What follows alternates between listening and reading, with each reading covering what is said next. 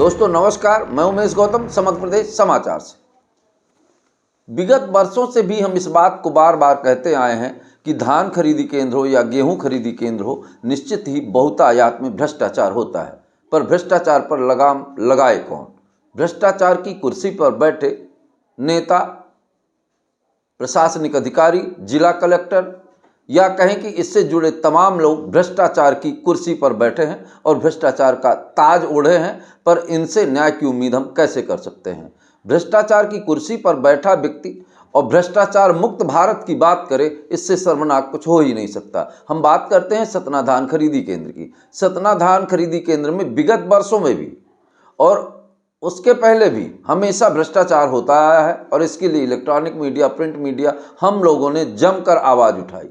पर सतना कलेक्टर ने कभी इस बात पर सोचा नहीं, ना ही कभी नियम लगाए, जबकि सरकार को मालूम है कि विगत वर्षों भी इसी टाइम पे धान खरीदी हुई थी और पानी बरसा था। पर खरीदी केंद्र आवंटन के टाइम क्या कलेक्टर ने इस बात के सख्त निर्देश दिए थे कि धान खरीदी केंद्रों पर केंद्र प्रभारियों को पर्याप्त मात्रा में बरसाती और पन्नी और टेंट रखना चाहिए ताकि किसानों की धान को सुरक्षित किया जा सके? बिल्कुल नहीं, कोई निर्देश नहीं थे। निर्देश थे तो केवल एक चीज थे कि समिति प्रबंधकों और स्व सहायता समूहों से कितनी राशि लेकर आवंटन किया जाए। ऐसा कई बार प्रिंट मीडिया और सोशल मीडिया में सूत्रों के हवाले से बात भी हुई है और इसका प्रमाणीकरण भी हुआ है। विगत दिनों कारीगोही केंद्र में 13 ट्रक गेहूं गायब हो गया।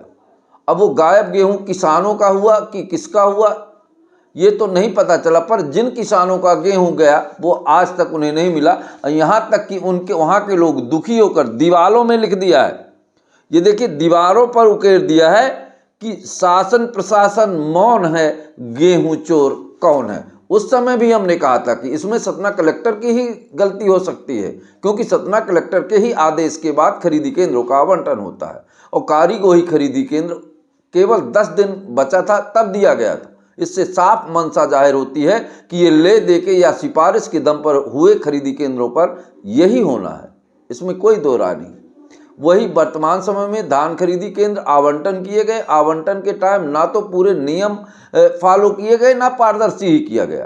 केवल सिस्टम के आधार पर सिस्टम को जिसने पूरा किया उसी खरीदी केंद्र दे दिए गए, ना ही किसी को ये सख्त निर्देश दिए गए कि अपने खरीदी केंद्र के बाहर किसानों के अधिकारों की पूरी सूची टांगे और पूरे नियम टांगे और पूरे केंद्र में इतनी बरसाती तो रखे कि अनावश्यक रूप से अगर बरसात आ जाए तो उसे ढका जा सके।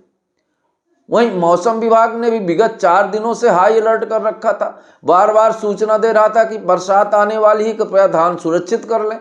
पर प्रशासन की नाकामी की वजह से ना तो ही उठाव की प्रक्रिया रफ्तार पकड़ाई गई, ना धान को सुरक्षित करने के लिए ही केंद्र प्रभारियों को आदेशित किया गया। आदेश जो हुए वो झूलम झूल हुए, मौखिक हुए, लिखित हुए। अगर लिखित आदेश हुए और केंद्र प्रभारियों ने इस पर ध्यान नहीं दिया तो ये गलती सतना कलेक्टर की है कि सतना कलेक्टर के आदेशों को यहाँ तक कि केंद्र प्रभारी धान खरीदी केंद्र के लोग भी नहीं मानते। फिर ये काहे के कलेक्टर, जब इनके किसी आदेश को कोई मान ही नहीं पा रहा है और ये अपने आदेश का पालन ही नहीं करवा पा रहे हैं, तो निश्चित तौर पर इन्हें सोचना चाहिए कि इनकी कार्य क्षमता कहाँ तक प्रस्तावित है।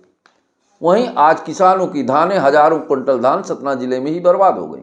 बरसात आई 4 दिन पहले से मौसम विभाग इस बात को अलर्ट कर रहा था, पर नहीं, प्रशासनिक अधिकारियों ने इस पर ध्यान नहीं दिया। प्रशासनिक अधिकारी अगर खरीदी केंद्र जाते थे, वहां के प्रभारियों से मिलके अपनी गर्मी शांत करके चले जाते थे। सब सिस्टम में फॉलो हो रहा था, पर किसी भी केंद्र में ना तो पर्याप्त पन्नी की व्यवस्था थी, ना केंद्र के बाहर ये लिखा था कि किसानों के ये अधिकार हैं। किसी भी केंद्र में टेंट नहीं लगे थे कि किसानों के पानी पीने की व्यवस्था। अरे धान की तो बात छोड़िए साहब, टेंट नहीं लगे थे कि किसान वहां बैठ के पानी पी ले। अगर किसान को रात भर रुकना है तो ट्रालियों के नीचे अपनी तौलिया बिछाकर रात गुजारते थे। और इस बात की कई बार हमने अपने यूट्यूब चैनल से, अपने अखबार के माध्यम से, सोशल मीडिया के माध्यम से सतना के समस्त अधिकारियों को बताने का प्रयास किया।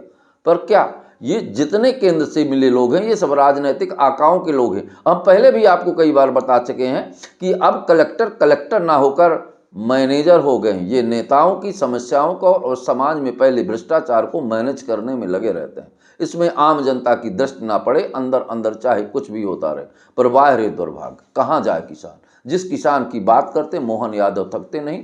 वो मोहन यादव जो विधानसभा, जो देश प्रदेश के मुख्यमंत्री हैं, वो तलवार लेके भांजते अपना वीडियो वायरल करते हैं। कितना देश के हर्ष का विषय है कि जहाँ किसानों की की बात करना चाहिए वहाँ तलवार भांजते दिखाई दे रहे हैं। देश के विकास के लिए मल्लों की नहीं, बुद्धिमानों की ज़रूरत होती है, और बुद्धिमान लोग अपने नियमों को फॉलो करवाते हैं।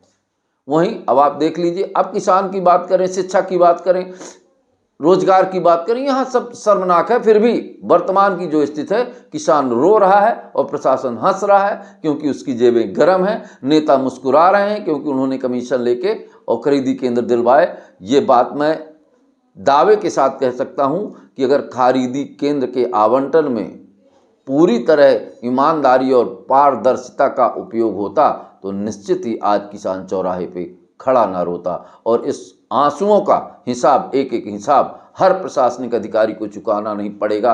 आज नहीं तो कल इनकी दुआएं, इनके और इनके परिवार को बद्दुआओं का असर भोगना ही पड़ेगा। इसलिए मेरा कहना है कि जब तक आप पद में हैं तो कम से कम गरीब और किसानों की हित की बात करें, इतना खाएं कि अजीर्ण ना हो जाए। दोस्तों नमस्कार।